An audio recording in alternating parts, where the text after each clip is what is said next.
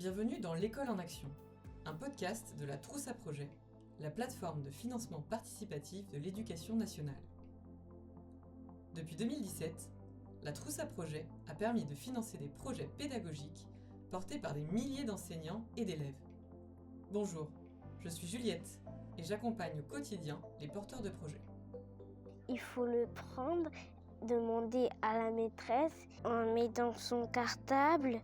Je lis avec ma mère. Chaque semaine, je vais à la rencontre d'enseignants engagés qui vous partagent leur expérience et vous donnent les clés d'une collecte de fonds réussie. Épisode 1. Comment engager et fédérer vos élèves autour du financement participatif d'un projet pédagogique. Vos élèves sont votre meilleur atout pour réussir votre collecte. Ils en sont les ambassadeurs et ils l'incarnent auprès des donateurs. L'engagement des élèves dans la collecte est une étape essentielle pour réussir votre levée de fonds.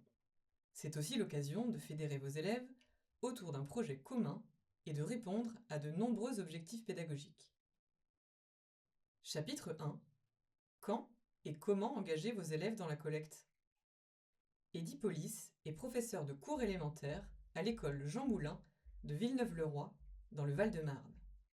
Avec ses élèves de CM2, ils sont partis 5 jours près d'Aix-les-Bains pour réaliser un reportage scientifique sur la montagne. La collecte faisait partie intégrante du projet. Donc à partir du moment où j'envisageais de faire ce projet-là avec eux, je leur en ai parlé, je leur ai expliqué quel était l'objectif pédagogique, mais aussi comment faire pour le réaliser, et donc qu'il y allait forcément avoir une collecte, parce qu'une classe découverte, ça a un coût, et donc il fallait collecter de l'argent. Dès le début, je les ai investis dans la démarche de recherche de ces fonds pour pouvoir partir. Et à partir de cette vente de gâteaux, comme tous les parents d'élèves passaient devant le stand de la vente de gâteaux, on a pu leur donner un petit prospectus qui faisait la publicité du site de la Trousse à Projets pour notre collecte. Pour animer cette page du site de la Trousse à Projets, on a créé une petite vidéo dans laquelle les élèves reprenaient les objectifs du projet, où est-ce que nous allions. Odélie Foltet est conseillère principale d'éducation au collège Le Lézard à Noisiel, en Seine-et-Marne.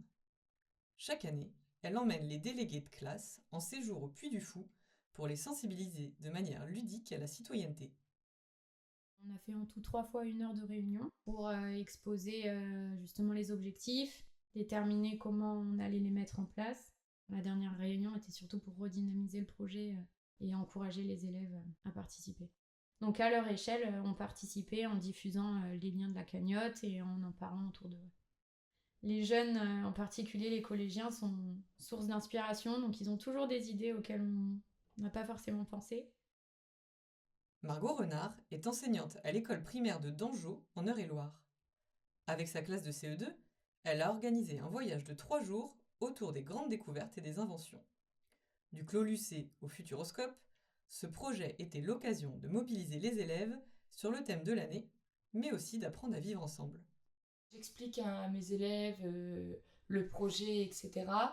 Et du coup, souvent, je les divise un peu en 3 groupes et c'est eux qui me font une petite présentation. Donc, il y a souvent un groupe qui présente l'école, un groupe qui essaye de présenter le projet et un groupe qui réfléchit sur comment remercier les personnes qui vont participer au projet.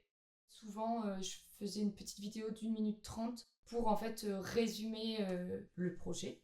Quand c'est comme ça, les élèves viennent, on fait une petite séance, on fait photo, je leur montre à peu près comment on fait le montage, etc. C'est eux qui créaient des petits articles et on les mettait sur la Trousse à Projets. Par exemple, quand il y avait des personnes qui nous faisaient des dons, ils peuvent mettre des petits commentaires et c'est mes élèves qui répondaient aux commentaires. La première année, j'ai eu des élèves tellement investis qu'en fait, ils avaient même fait des affiches chez eux pour les entreprises. Ils avaient anticipé le travail. Ils m'avaient fait une petite vidéo, moi, de remerciements, mais en mettant aussi les entreprises. On crée le pot de remerciements, on cuisine une après-midi en classe pour le pot de remerciements le soir. Chapitre 2. Comment solliciter les entreprises avec vos élèves ? La collecte est une opportunité pour vos élèves d'acquérir ou de consolider de nouvelles compétences. C'est aussi l'occasion de fédérer élèves et parents autour d'un projet commun. On se fait une journée, on se déplace dans le village à pied et on va faire du porte-à-porte aussi bien chez les particuliers et les entreprises du village. Le coiffeur, un petit bar, une épicerie, une boulangerie, Donc quand c'est comme ça, on se déplaçait à faire du porte-à-porte. Ce n'est pas moi qui communique, c'est mes élèves qui doivent réussir à présenter le projet, expliquer. Edipolis, J'ai donné comme objectif aux enfants d'aller voir les commerçants de la ville. On a donc préparé un petit courrier, un petit texte. Donc les élèves ont écrit leur texte, ils se sont présentés, ils ont dit qu'est-ce qu'ils voulaient faire, quel était leur projet, et pourquoi ils allaient voir les commerçants pour leur demander de l'argent. Ils ont répété, et on est descendu voir les commerçants, et donc dans chaque boutique, une à une, ils ont été présenter leur projet pour récolter de l'argent. On a également écrit des courriers aux entreprises. On a contacté toutes les entreprises qu'il y avait sur le territoire pour qu'ils puissent récolter des fonds. Donc ils ont écrit les courriers. On a également profité de nos visites en sortie scolaire pour faire de la publicité dans les entreprises que nous visitions à ce moment-là. Et puis encore une fois, à la sortie des classes, on a préparé un petit document à transmettre aux parents pour qu'ils puissent faire eux-mêmes un don à la trousse à projet. Alors oui, il y a eu une situation amusante où quand on était en train de déambuler dans le centre-ville pour faire le tour des commerçants, où les enfants étaient tellement dans leur ambiance de chercher des fonds, d'aller parler à toutes les personnes, au lieu de seulement s'arrêter aux commerçants, on s'est retrouvé à arrêter tous les passants, et à un moment il a même fallu les calmer puisqu'ils commençaient à arrêter les voitures. Odélie Foltet, Alors ça va du tract à aller des marchés, par exemple sur le marché de Noisiel, qui est un lieu où il y a beaucoup de public, aller dans différents événements. Alors il y a des choses qui sont réalisables et d'autres qui ne le sont pas. chapitre 3. Pourquoi associer les parents et les élèves dans votre collecte? Guillaume Robquin est directeur de l'école élémentaire Mademoiselle à Paris, dans le 15e arrondissement. Tous les ans, il organise 2 projets. Une classe cirque d'une semaine et une journée à la mer avec tous les élèves de l'école et leurs parents. Les parents sont énormément investis, sachant que pour les 2 projets, les parents sont invités. À Cossico, ils viennent assister au spectacle. À Villars-sur-Mer, ils sont partie prenante puisqu'ils sont avec nous sur la plage. C'est quelque chose qu'ils attendent avec impatience. Donc on n'a pas besoin de faire la publicité qu'il avait fallu faire originellement, où là il a fallu défendre le projet, et encore, il avait tout de suite été accepté. Donc si on veut que les enfants soient investis, il faut les faire mener des actions, et si on veut que les parents derrière soient aussi investis, il est important de les tenir au courant des différentes activités qui seront menées ou qui ont été menées. Edipolis, Les parents ont joué le jeu, et donc ils ont permis à leurs enfants de participer, mais ils ont aussi bien participé eux-mêmes. Ils ont fait eux aussi des démarches pour essayer de récolter des fonds, alors à plus ou moins de succès. Ça a été positif pour moi de bout en bout. D'un point de vue cohésion de classe, ça a créé pas un groupe avec plein de groupes à l'intérieur, mais un seul et même groupe d'élèves qui se soutenaient, qui étaient motivés ensemble, qui travaillaient ensemble sans distinction. C'était aussi excellent parce que de s'investir aussi bien leur a permis d'apprendre à écrire mieux leurs textes, aussi d'apprendre à s'exprimer devant des personnes qu'ils ne connaissent pas. Ils ont appris à se projeter, tout simplement, à imaginer le résultat de ce qu'ils faisaient. Et donc pédagogiquement, ça a été vraiment quelque chose de plus qu'efficace et de plus qu'utile. Et les actions qui ont été menées par les enfants ont au moins permis de leur donner du sens à leur projet et de motiver pour s'investir.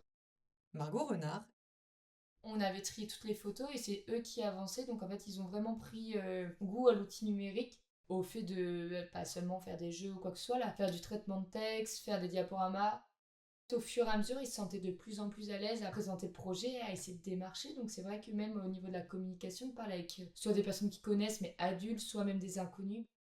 Au niveau du langage, etc., ils doivent apprendre à s'exprimer. Et c'est vrai que là-dessus, il y a eu une bonne retombée. Au niveau de l'ambiance de classe, moi la première année, c'était une cohorte qui était pas facile, avec des grosses difficultés scolaires et pas une très bonne entente. De l'avoir fait tôt dans l'année, en mars, il y a une super bonne répercussion par la suite. Voilà, au niveau de l'ouverture d'esprit, de la spontanéité, ça développe beaucoup de choses.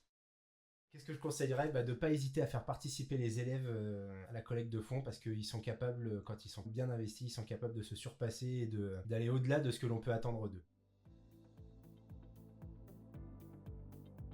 s'exprimer à l'oral, mener un projet en équipe, apprendre à écouter, s'ouvrir aux autres. La collecte est une occasion d'engager ses élèves autour d'un projet fédérateur.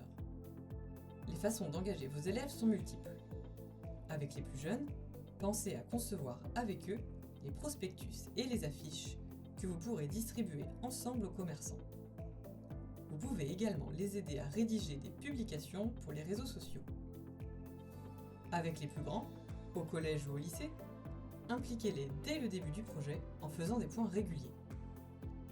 Donner des objectifs concrets à vos élèves les motivera à s'impliquer pleinement dans le projet. Faites de votre collecte un exercice ludique et n'oubliez pas de mobiliser les parents. Vous venez d'écouter le podcast de la Trousse à projet. À bientôt dans l'école en action.